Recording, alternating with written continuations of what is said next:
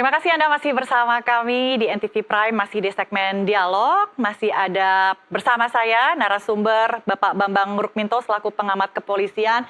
Pak Bambang, jadi menurut Anda ini apa yang harus diperbaiki oleh kepolisian kita? Ya, banyak ya yang harus diperbaiki oleh kepolisian kita terkait dengan pelayanan kepada masyarakat, terutama pelayanan pada penegakan hukum. Ketika anggota masyarakat kita menjadi korban sebuah tindak pidana. Masyarakat tentu berharap kepolisian ini melakukan pelayanan dengan profesional, tidak tebang pilih, kemudian juga tidak dipengaruhi oleh kepentingan-kepentingan yang lain. Seringkali memang kalau kita melihat fenomena pelayanan kepolisian, ini kepolisian seringkali memberikan dalih-dalih yang normatif prosedural terkait dengan proses penyelidikan, tahapan-tahapan proses penyelidikan maupun penyidikan. Tetapi ini saja tentu tidak cukup bagi masyarakat yang ingin kasusnya segera dituntaskan.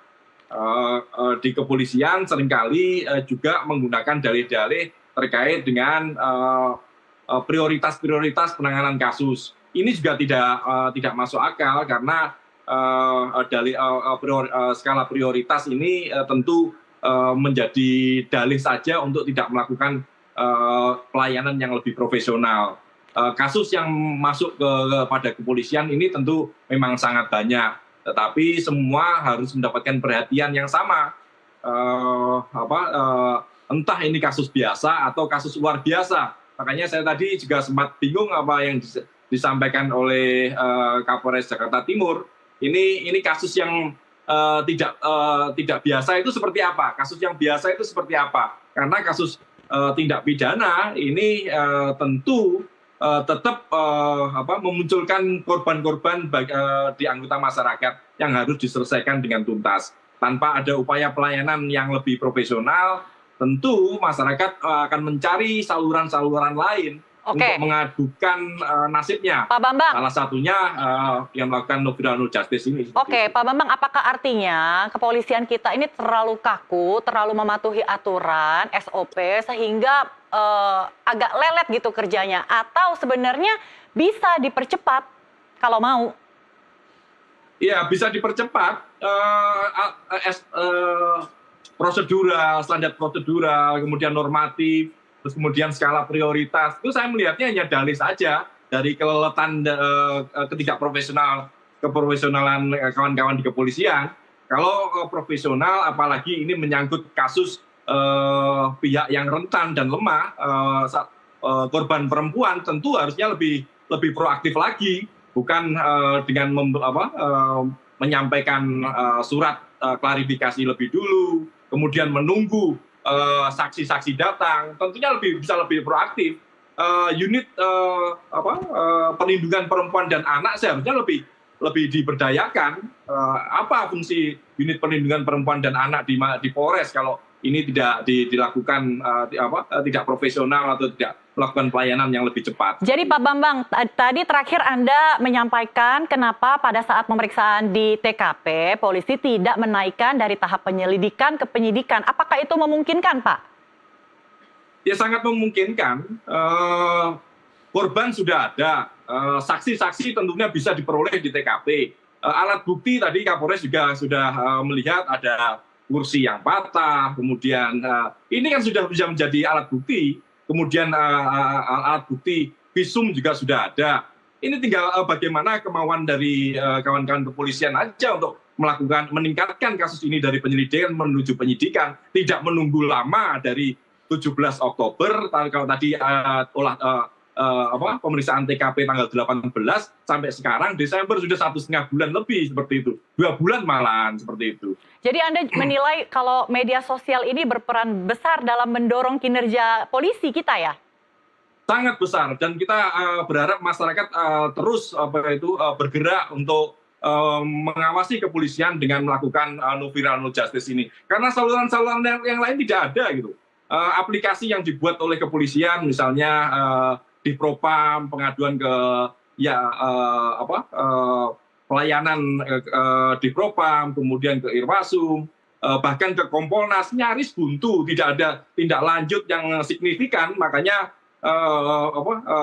masyarakat lebih baik mencari salurannya sendiri dengan melakukan no viral no justice seperti itu. Baik, Pak Bambang, bagaimana kira-kira kepolisian ini merespons kritik publik ya terkait kalau misalnya tidak diviralin ya tidak akan ditangani supaya mengembalikan kepercayaan masyarakat kita terhadap kepolisian? Ya, meningkatkan pelayanan lah, meningkatkan pelayanan dengan melakukan tupoksinya secara profesional dan transparan. Karena tanpa ada transparansi, bagaimana kita bisa melihat bahwa kawan-kawan kepolisian ini sudah bekerja dengan profesional seperti itu. Makanya memang dibutuhkan reformasi secara total di kepolisian ini gitu. Tetapi kalau saya melihat berharap pada kepolisian saja sepertinya sangat susah ya, karena langkah-langkah yang dilakukan oleh kepolisian ini sudah lama, sudah 25 tahun pasca reformasi. Kemudian kasus-kasus dalam beberapa tahun terakhir ini semakin banyak, maka negara lah yang harus hadir untuk melakukan reformasi secara menyeluruh pada kepolisian. Dan ini dibutuhkan political will dari presiden kita seperti itu. Oke, baik. Kalau saya bisa membaca ini tanggapan dari netizen ya Pak Bambang, tidak hanya saja waktu lama atau yang molor ketika menangani kasus, tapi juga masyarakat enggan melapor ke polisi karena kadang-kadang kita sudah jadi korban malah dimintain uang kopi, Pak. Kalau kita melihat statistik kriminal yang dilakukan oleh Badan Pusat Statistik kita, sebuah lembaga negara resmi, itu bahkan ada temuan bahwa hanya 22, sekian persen tahun 2023 korban kejahatan itu yang melaporkan. Artinya kan 78% ini tidak melaporkan korban tidak melaporkan pada kepolisian. Artinya trust kepada kepolisian ini masih sangat minim. Mengapa itu terjadi? Ya karena pelayanannya masih sangat minim. Makanya kalau ingin membangun citra yang lebih baik, ini kepolisian harus lebih proaktif, harus lebih merangkul masyarakat.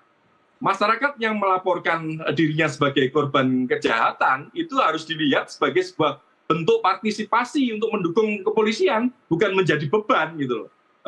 Karena memang tugas pokok kepolisian itu melakukan penegakan hukum, perlindungan, pengayoman, dan pelayanan masyarakat. Kalau masyarakat yang melaporkan ini dianggap menjadi beban bagi kepolisian, ini lebih baik ya segera direformasi para personilnya, harus segera diganti para personil kepolisian yang masih memiliki mindset seperti itu. Baik, terima kasih atas masukannya Pak Bambang Rukminto selaku pengamat kepolisian dari ISISS. Semoga masukan Anda ini bisa menjadi mendorong polisi untuk lebih profesional dalam menjalankan tugasnya. Terima kasih Pak Bambang, selamat malam. Malam. Pemirsa, sekian NTV Prime kali ini. Terima kasih atas kebersamaan Anda. Kita jumpa lagi esok. Sampai jumpa.